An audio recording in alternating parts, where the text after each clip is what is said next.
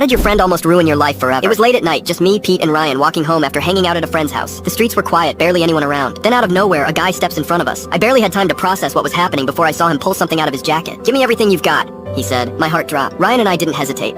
We pulled out our wallets, our phones, anything to make it out of there alive. But Pete, I can't believe what he did. Instead of handing his stuff over like a sane person, Pete sighs, actually rolls his eyes and says, "All right, fine, you can take my cash, but can I at least keep my ID? I really don't want to go to the DMV again. I've never felt closer to death in my entire life." Ryan and I both turned to look at him like he had just lost his mind. The guy looked just as confused. "What?"